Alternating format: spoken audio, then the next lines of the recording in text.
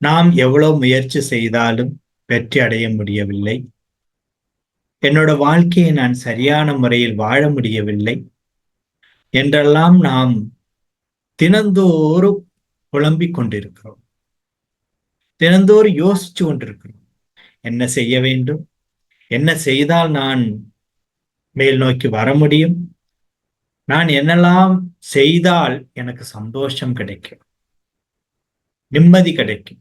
இந்த சந்தோஷம், நிம்மதி எல்லாமே நம்மளிடம்தான் இருக்கிறது. அது எந்த விதமான கடைகளிலோ சூப்பர் மார்க்கெட்டிலோ கிடைக்காது என்று எத்தனை பேருக்கு தெரியும்?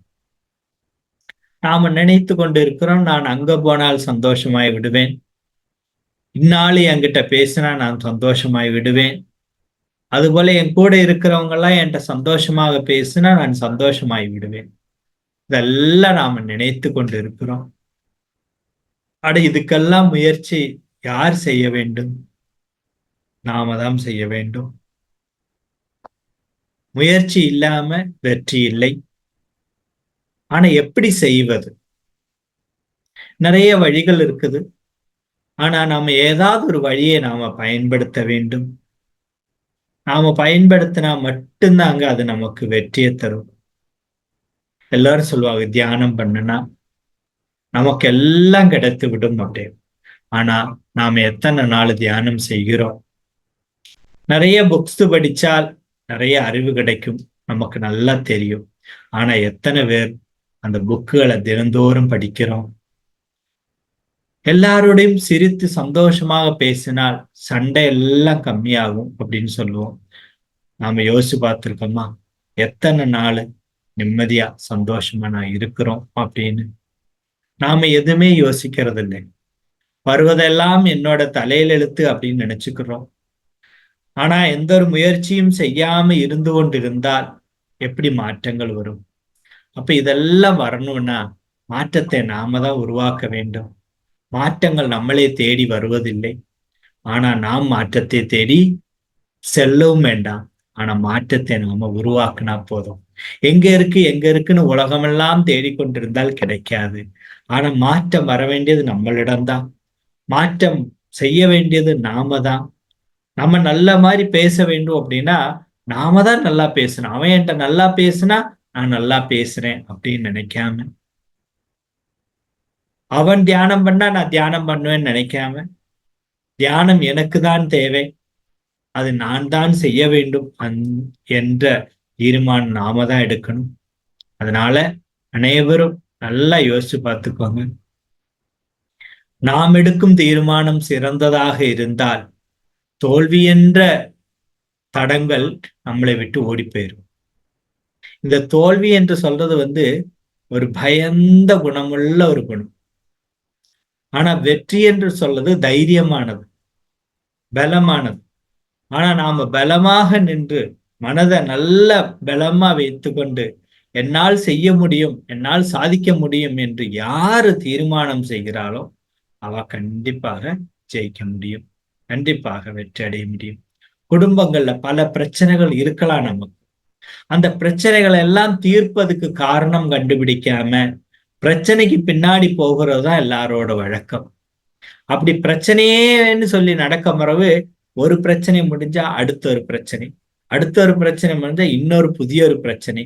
இந்த பிரச்சனையை தேடி தேடி தேடி வயதாகி நம்மளோட வாழ்க்கையும் முடிந்து விடும். அதனால் இன்று முதல் நல்ல தீர்மானம் செய்து கொள்ளுங்க. நாம பிரச்சனைக்கு பின்னாடி போக வேண்டாம். நாம மற்றுள்ளவர்கள் சொல்லும் வார்த்தையை கேட்டுக்கொண்டு ஒரே இடத்துல யோசிச்சு இருக்க வேண்டாம். மற்றுள்ளவர்கள் ஏதாவது நல்ல விஷயம் நமக்கு சொல்லுகிறார் என்றால் அதை சரியான முறையில நம்ம யோசிச்சு பார்த்து வாழ்க்கையில பயன்படுத்திக்கலாம். சொல்வது எதுவும் எனக்கு சரியில்லை என்று தோன்னால் நமக்கு நல்லது எது தோன்றதோ அதை சரியான முறையில செய்து முன்னாடி போகிறது கொள்ள தீர்மானம் நாம தான் எடுக்க வேண்டும். நாம ஒவ்வொரு நாளும் செய்யும் விஷயங்கள் எல்லாமே நமக்கு நல்லதாக அனுபவம் வரும். ஆனா நாம தோற்று பின்வாங்க வேண்டும் என்று சொல்லி எந்த ஒரு முயற்சியும் எடுக்காம ஒரே இடத்துல இருந்து என்னை தேடி எல்லாம் வரும் என்னை தேடி எல்லாம் வரும்னு நினைத்து கொண்டு இருக்கிறவங்க வாழ்க்கையில ஜெயிக்க முடியாது. ஜெயிக்கணும்னு யாரு தீர்மானம் பண்ணாங்களோ அவங்க ஜெயிப்பாங்க, வெற்றி அடைவாங்க. நாம அடுத்தவங்களை பார்த்து நான் முன்னேறணும் அப்படின்னு நினைக்கலாம். அடுத்தவங்க பார்த்து அப்படின்னா யாரு வாழ்க்கையில முயற்சி செய்து நிறைய பரிசிரமங்கள் எல்லாம் ஏற்றுக்கொண்டு நிறைய போராட்டங்கள் எல்லாம் வென்று யாரு மேல வந்திருக்காளோ அவளை பார்த்து படிங்க. இல்ல தினந்தோறும் வீட்லயே இருந்துக்கொண்டு நல்லா சாப்பிட்டு நல்லா தூங்கி எல்லாத்தையும் சண்டை போட்டுட்டு இருக்கிற ஆளை பார்த்து நம்ம படிச்சா நம்ம மேல வர முடியாது. அப்ப யார் நமக்கு வழிகாட்டியாக இருக்க வேண்டும்? எப்படிப்பட்டவர் எனக்கு வழிகாட்ட வேண்டும்? நான் யாரோட வார்த்தையை கேட்டால் எனக்கு மாற்றம் வருமோ அவங்களோட வார்த்தையை பின்தொடர வேண்டும். நமக்கு யார் அறிவை கொடுக்கிறா? நமக்கு யாரு சொல்லித்தாரா? நமக்கு இத்தனை நாள் நம்மளோட பாரம்பரிய கலாச்சார பண்பாடு யாரு நமக்கு சொல்லித்தந்தா? நல்லா யோசிச்சு பாருங்க. நான் அவன் சைடு தான் பேச வேண்டும், இவன் சைடு தான் பேச வேண்டும் என்ற விஷயங்களை விட்டு உங்க வாழ்க்கைக்கு யாரு நல்ல விஷயங்களை சொல்லி கொடுக்கிறார்களோ, உங்கள் வாழ்க்கைக்கு ஒரு நல்ல மாற்றம் வரணும்னு நினைக்கிறாங்களோ அவங்கதான் உங்களோட சரியான கைடா இருக்கும், உங்களுக்கு வழிகாட்டுறவங்களா இருப்பாங்க. அதனால நமக்கு வாழ்க்கைக்கு ஒரு மாற்றத்தை தரும் தகுதி உள்ளவர்களே அவரோட வார்த்தைகளே நம்ம கேட்க வேண்டும். யாருக்கு இருக்கோ அவங்க சொல்லட்டுமே. புரியுதோ? இப்ப கண்டிப்பாக நீங்க யோசிக்க வேண்டிய ஒரு விஷயம், மாற்றங்கள் தானாவே வராது. நாம அதை தேடி கண்டுபிடிக்கணும்னு வச்சுக்கோங்க. ஒரு ஆள் சொல்றாரு காலையில சீக்கிரம் எந்திங்கோ அப்படின்னு சொல்லிட்டு அவர் போயிட்டார். அவர் வந்து எழுப்புனா நான் எந்திக்கிறேன் அப்படின்னு நம்ம சொன்னா எந்திக்க முடியுமா? என்னைக்காவது முடியாது.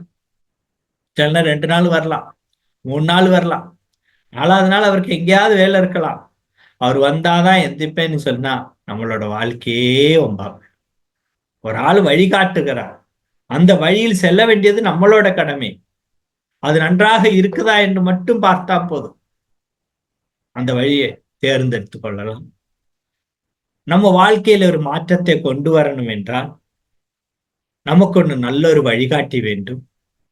அந்த வழிகாட்டி தான் அவர் வந்து எந்த விதமான எதிர்பார்ப்பும் இல்லாம உங்களுக்கு உதவி செய்வார். அப்படிப்பட்டவங்களோட உதவி எடுத்து வாழ்க்கையில மேல வர வேண்டும். இன்னைக்கு வெற்றி அடைந்தவர்கள் எல்லாம் நம்ம நாட்டுக்கே ஒரு மாற்றத்தை கொடுத்துட்டு போயிருக்கிறாங்க. அவங்களோட முயற்சி, வினாமுயற்சி, விடாமுயற்சி. அதனால எல்லாரும் வாழ்க்கையில் ஒரு சந்தோஷத்தை வேண்டும் என்று நினைங்க. நினைச்ச ஒரு மாற்றத்தை கொண்டு வாங்க. யாரு நினைக்கிறாளோ, யாரு மாற்றத்தை வேணும்னு விரும்புகிறார்களோ அவளுக்கு கண்டிப்பாக ஒரு வெற்றி கிடைக்கும். இப்ப நான் சொல்றேன்டா, நம்ம எல்லாரும் ஓட்டப்பந்தயத்துக்கு நிக்கிறோம். ஓட்டப்பந்தயத்தை நிக்க முறை நம்ம மனசுல என்ன இருக்கும்? அந்த பரிசை நான் பெற வேண்டும், அந்த பரிசு எனக்கு கிடைச்சா போதுன்னு எல்லாரும் நினைப்பாங்க. ஆனா எத்தனை பேர் கிடைக்கும்? 3 பேருக்கு கிடைக்கும்.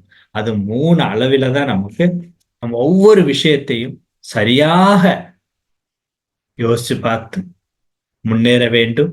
நமக்கு வேண்ட எல்லா விதமான உதவிகளும் இறைவன் நமக்கு செய்து தருவார். கண்டிப்பாக நாம வெற்றி அடைவோம்.